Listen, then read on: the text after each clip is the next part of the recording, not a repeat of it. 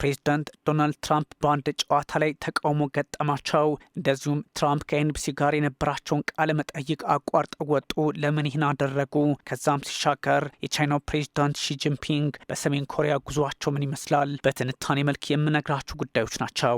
ፕሬዝዳንት ዶናልድ ትራምፕ በርካታ ችግሮችን እያስተናገዱ ይገኛል። ከሰሞኑ ደግሞ ኢንተርቪው አቋርጠው እስከ መውጣት ደርሰዋል። ከዛ ሲሻገር ደግሞ የቅርጫት ኳስ ሜዳ ላይ ተመልካቾች በጩኸት አተራምሰዋቸዋል። ትራምፕን አስደንግጧቸዋል። ከዚህ በፊት ትራምፕ የሚያውቁት እንኳን ደህና መጡ በሚል በከፍተኛ ድጋፍ ነበረ። አሁን ግን በተቃውሞ። ለዚህ ደግሞ በርካቶች እንደሚያስቀምጡት የሪፐብሊካኖቹ የመካከለኛው የምርጫ ዘመናቸው ጉዳይ አከተመለት ወደ ማለት ደርሷል። አሜሪካ በታሪክ የቅርጫት ኳስ የዋንጫ ግጥሚያ በመመልከት የመጀመሪያው ፕሬዝዳንት ናቸው ዶናልድ ትራምፕ ሪፐብሊካኑ። ታዲያ በዚህ አጋጣሚ የተገኙ ታዳሚዎች ተቃውሞ አስነስተውባቸዋል። ፕሬዝዳንት ዶናልድ ትራምፕም ይህን አጋጣሚ በተለየ የፖለቲካ ቅርጽ ለማየት የፈለጉ ባይመስሉም ግን ደግሞ ትራምፕ እንደተጠሉ ጠቋሚ አድርጎባቸዋል። ታዳሚዎቹ በጩኸት ትራምፕን አሽሟጧቸዋል ይላል የቢቢሲ ዘገባ።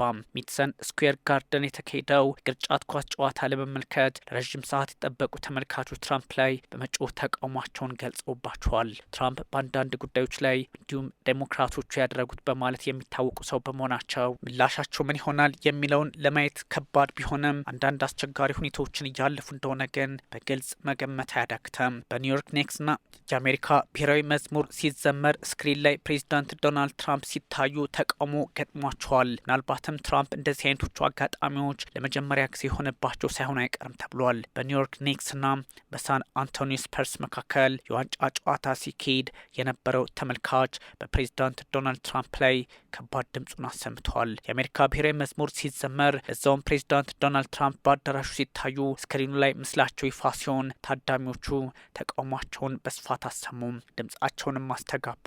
አካባቢውም ተናወጠ።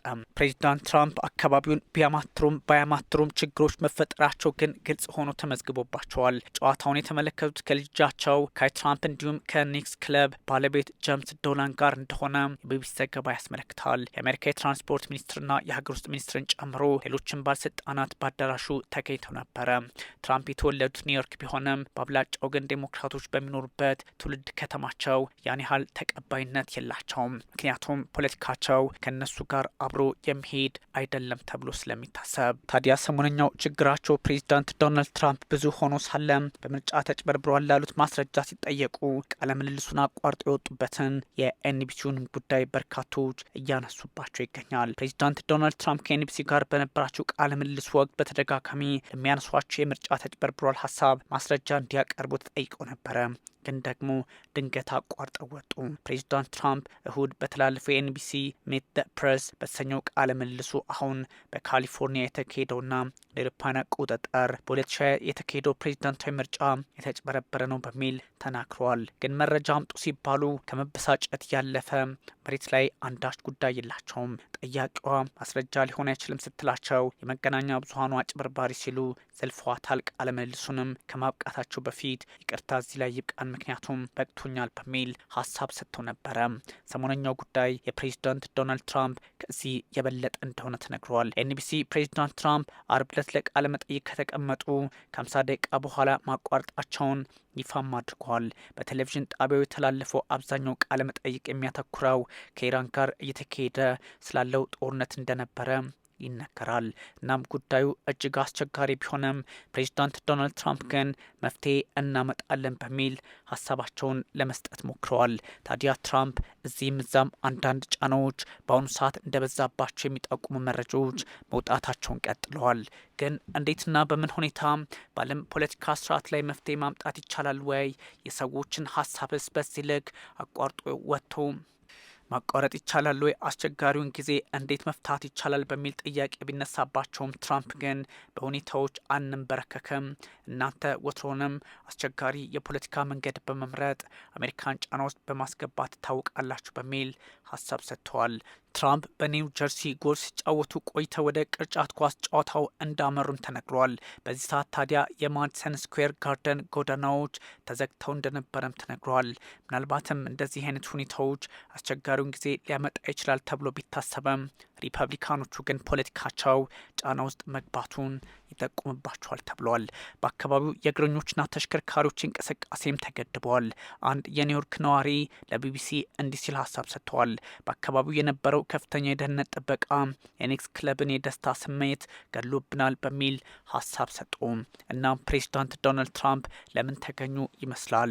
የኒክስ ደጋፊዎች በማንሃተን ተገኝተው በየጎዳናው ደስታቸውን ሲገልጹ ቢታዩም የትራምፕ መገኘት ግን እንዳላስደስታቸው ተነግሯል። የ44 ዓመት የክለቡ ደጋፊ ለመጨረሻ ጊዜ ኒክስ ለዋንጫ ግጥሚያ የደረሰው የ17 ዓመት ወጣት ሳሉ እንደነበረ ያስቀምጥና ትራምፕ ግን መገኘታቸው በጨዋታው ላይ ባይኖሩ ጥሩ ነበር፣ ረብሹኛል በሚል ሀሳብ ሰጠ።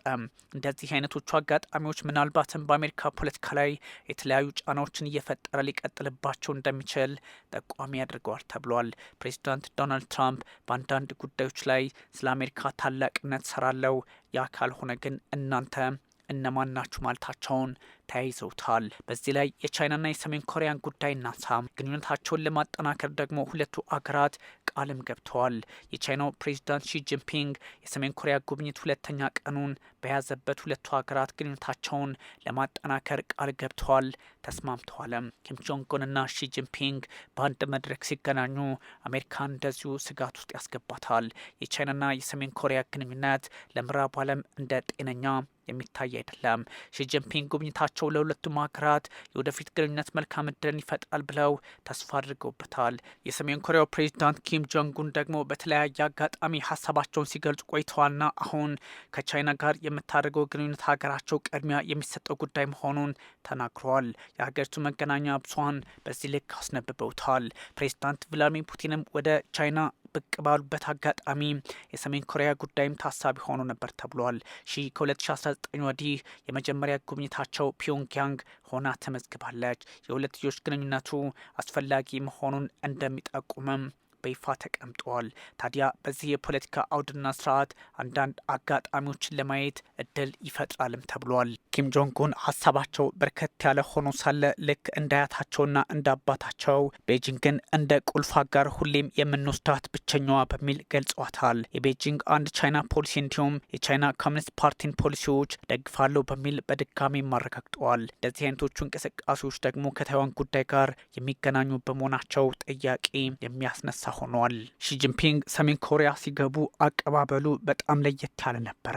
ደማቅ አቀባበል ኪም አድርገውላቸዋል። መሪዎቹ በኮሪያ ጦርነት ሲዋጉ የሞቱ ቻይናውያን ወታደሮች መታሰቢያን እንዲሁም የሀገሪቷን ከፍተኛ የፖለቲካ ትምህርት ተቋም እንደጎበኙም ተነግሯል። ይህ በእርግጥም በሁለቱ ሀገራት መካከል ያለውን ግንኙነት የሚያጠናክር ነው ተብሏል። ቤጂንግ የራሷ ሞዴል የሆነውን የኮሚኒስት አመራር ሰሜን ኮሪያ እንድትቀበል ረዥም ጊዜ እንደሰራችባት ይታወቃልና ኪሞቹን በዛ ልክ ናቸው ይባላል። 1000 ኪሎ ሜትር የሚሸፍን ድንበር ይጋራሉ። ሁለቱ ጎረቤቶች የመከላከያ ረገድም በጋራ እንደሚሰሩ ይታወቃል። ይሄኛው ደግሞ ለደቡብ ኮሪያ አስጨናቂ ይሆንባታል። አንዳንድ ሁኔታዎች በተለየ አቅጣጫ የሚታዩ ናቸው ቢባሉም አስቸጋሪውን ጊዜ ተቋቁሞ ዛሬ ላይ መድረስ ፈተናውን ሌላ አቅጣጫ ሊያሰጠው ይችላል ተብሎ ይታሰባል። የቻይናው ፕሬዚዳንት ሺጂንፒንግ ወደ ሰሜን ኮሪያ ሲጓዙ ያለ ምክንያት አይደለም። በርካታ ዓለም አቀፍ ጉዳዮችን ታሳቢ አድርገው ነው። ለቻይናው መሪ ሺጂንፒንግ ሰሜን ኮሪያን መቆጣጠር የማትችላት ወይም ልታጣት የማትችላት ጎረቤት እንደሆነች ያምናሉ። ሁለቱ ሀገራት በተደጋጋሚ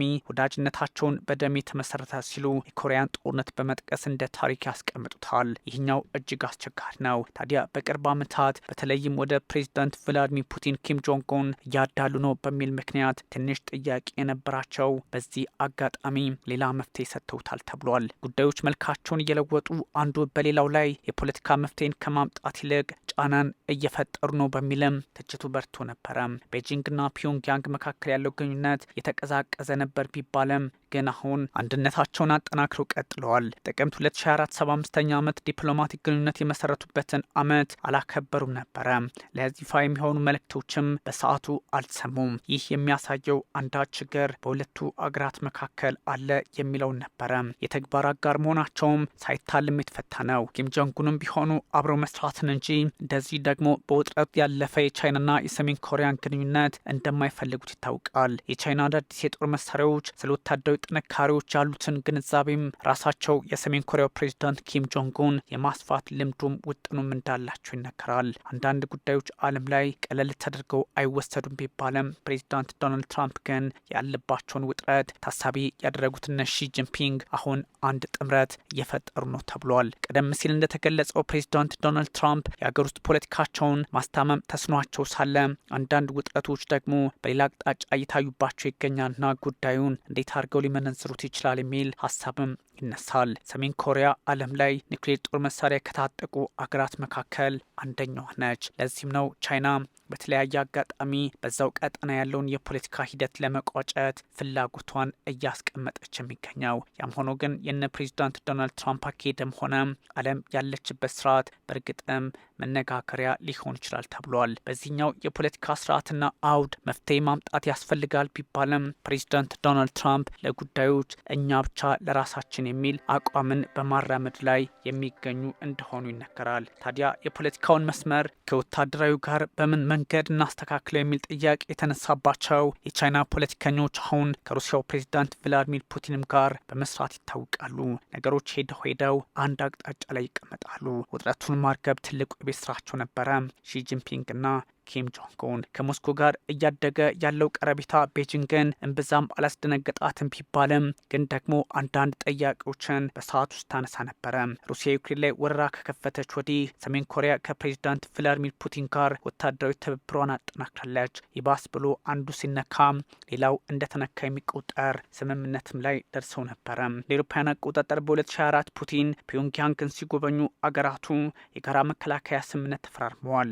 2300 የሚሆኑ የሰሜን ኮሪያ ወታደሮች ለሩሲያ ሲዋጉ በዩክሬን ህይወታቸውን እንዳጡም ይታወሳል። ይህኛው አካሄድ ለነ ሺ ጂንፒንግ እምብዛም የሚዋጥ አልነበረም።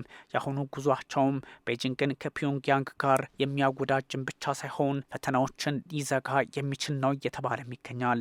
የፕሬዚዳንት ቭላዲሚር ፑቲን፣ የፕሬዚዳንት ሺ ጂንፒንግና የፕሬዚዳንት ኪም ጆንግ ኡን አካሄድ በአንዳንድ አጋጣሚዎች ተመሳሳይ ነው ቢባልም ግን ደግሞ ከሀገራቸው ብሔራዊ ጥቅም አንጻር የሚለያይበት እድልም እንዳለ ይነገራል።